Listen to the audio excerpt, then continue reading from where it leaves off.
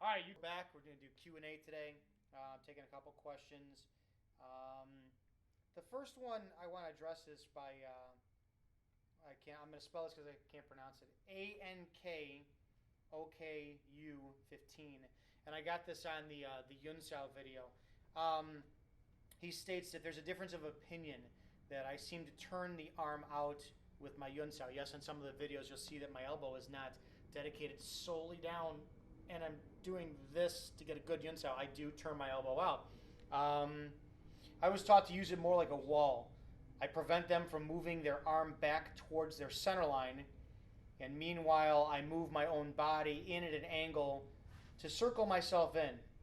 I step around their arm while blocking it from moving into the proper position to try and push their arm off to own their center, which in my opinion is more physically difficult to accomplish. I'm not attacking you directly, but this is a pure example of the you'll hear me say it before, the garbage Wing Chun that we need to get rid of. You know, that's the assumption that if Matt punches right, that this is still going to be here with this magical Yun Sao to attack in. Or if Matt punches right, you know, my elbow's got to stay down, my whole body's going to move and then shift and come in. That's got to go out the window. I mean, you know, everyone knows that, you know, your punches are coming out now 1-2, and that's modern fighting.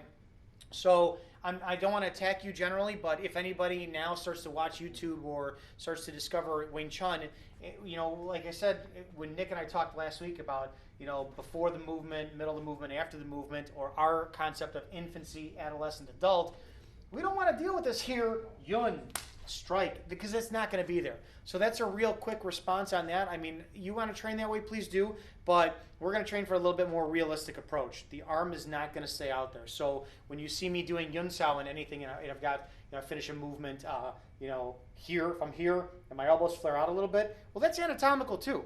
You know, my bicep does not really want me to stay down here because it goes into my shoulder. So I do flare out a little bit. Anatomically speaking, I'm going to let my body do what I want because I'm not really focused on the arms. I'm focused on my core. So if you see my elbows flare out, that's how I'm paying attention to that.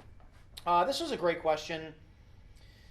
This is by Chris803A. They ask, I have a little trouble understanding how to generate power with my strikes. I always hear some people say the power comes from your core, or you have to stand in a certain position. And honestly, I can't seem to understand any of it. I lift some weights, I try, I hit harder, but I feel very limited. Please, any advice would be great. Okay. When I started to develop punching power, I took it as slow as possible. And I was telling the guys earlier that, you know, when you're in your Yiji Kim Young Ma stance, part of the reason for the stance, you're forming your tripod and you are drawing energy up from the earth. Well, if you just saw the video we did in the second section, okay, now you got to get that energy out. We have three methods for delivering a punch in Wing Chun. One, statically, we don't move. We elbow forward, elbow forward.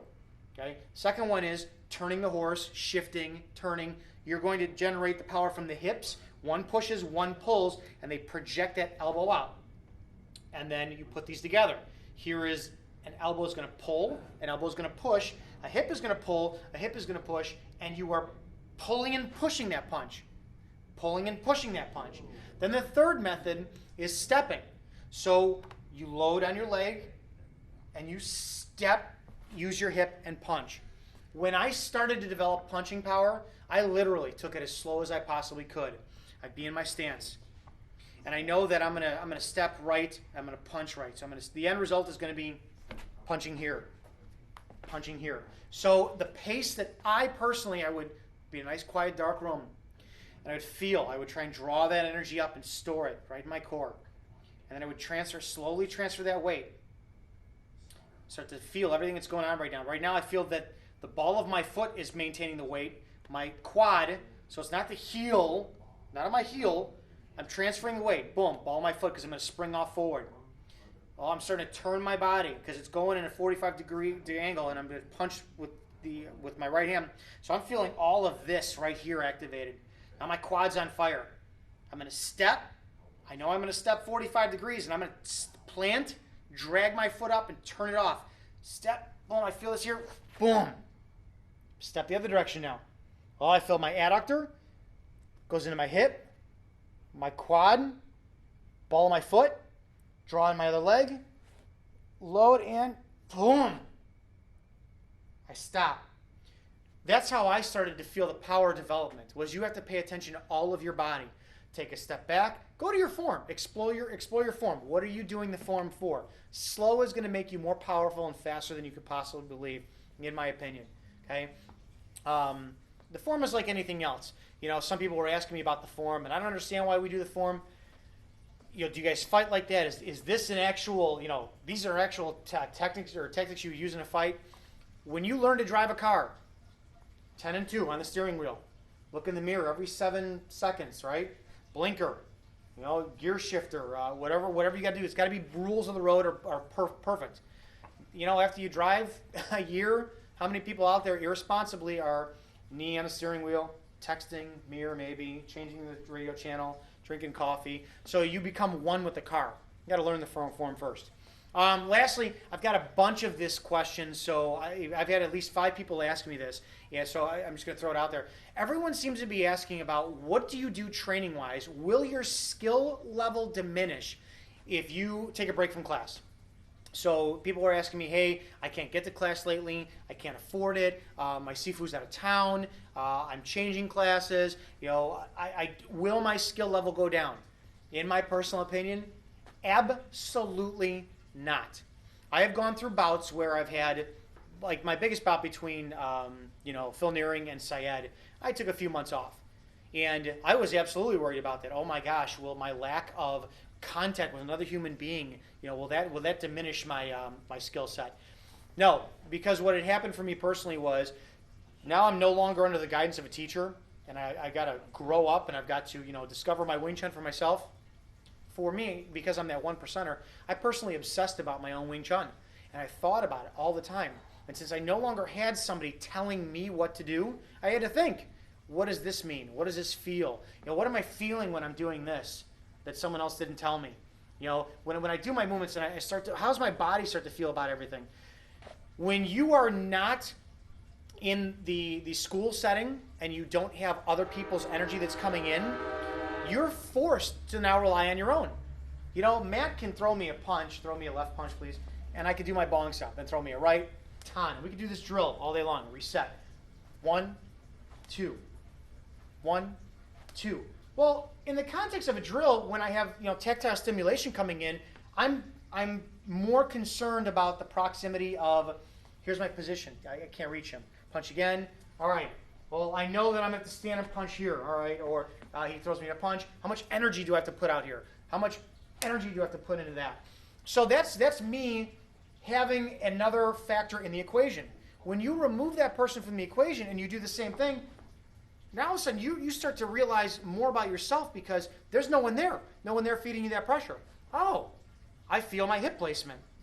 I feel my shoulders back, forward, sunk. I feel my hands are on. I need to turn them off. It's an opportunity when you take a break from school, class setting, with your Sifu, you're re-exploring another Sifu, whatever you want to do, you actually have a better opportunity to start exploring what all your Wing Chun means to you. Don't worry, your skill's never going to diminish making contact with somebody else. It is like riding a bike. Even when you shake somebody's hand, hey, what's going on? Oh, you're going to feel when their other hand is going to start to move. So that's the beauty about Wing Chun. You wind up, feeling tactile stimulation in every circumstance. When you remove that and you focus on yourself, things start to actually, in my opinion, step up to the plate, because you're no longer taking in information from what your Sifu tells you, from what your classmates do. It's now up to you to start processing that information. So I hope that makes sense. On that, you've taken some hiatuses every now and then too. You've got work, you've got stuff that's going on. What do you ever worry or feel that your skills going down the tubes, or how do you feel with stuff? Every once in a while, I feel like maybe I'm not diminished, just rusty, as far as picking up on things and going through drills. But anything I've done and learned, I can pick up almost immediately. Even if it takes me 10, 15 minutes to get back into the swing of things, I don't really feel like I've ever lost any skill or ability. Okay. Now, in your time, I always want you guys to do the form. I always want you guys to do your air drills and everything when you aren't able to make a class. What do you find that is different being in a class setting versus, okay, I got 3-4 weeks off, I can't make it to class, and you're focusing on those things? Do you find that you focus on them better, worse? Does your attention span off, or how does it work with you? I'll go through my forms at least or at least a couple times a week. I try to go through the forms just to make sure I remember all the movements. You should be doing them every day. Even just to go through the movements. But again, several times a week, you should be going through them slowly, breaking down each movement, figuring out what you feel in each position of the movements. Other things I do is I'll find a corner and I'll do different how to step to get a bang rail. If the corner of 2 walls is my target in front of me, the person that I don't have standing there, so I'll use the walls. How far do I have to step to get to A to B? How far do I have to step or shift to get in order to place a strike or block a theoretical attack coming in? And then another thing you can do that you actually probably is better not to do in a classroom setting is working on stepping and footwork, because you don't have other people to distract you. We've said it before in other videos. It's amazing how when new students come in, we'll give them a position. Here's your tanda, your bong punch, and it's perfect, and they'll train themselves on that to it's perfect. And then we introduce stimulus, a punch, and everything goes out the window because they're worried about that punch. In theory, the reason why you do your forms and everything, it also is for position, so that if this is a bong sound, Matt punches at my face, I got to punch right in my face. I've got to know that this is my position. I don't have to go chasing it. It's eventually going to meet me. My distance and position are going to be discovered from the form. So he steps out of the way. I'm in my form. I'm in my stance. I'm in my structure. So that's why you should actually. That's why, in my opinion, the forms are never going to be out of date. They're probably the most important thing that you wind up doing. So those are just a few questions we have on this week. If you have any other questions, please send them in. I just switched over from YouTube to this Google Plus stuff, and my God, Google, thank you for making things so difficult. So if you guys do want to ask questions directly and I don't get a chance to respond right away, it's going to take me a few days to figure this out, go to the Izzo Tactical Combat Facebook page, leave as many comments as you can there. I'll be able to much more directly respond there, and please tell us what you want to see in the next couple of videos. And we'll see you.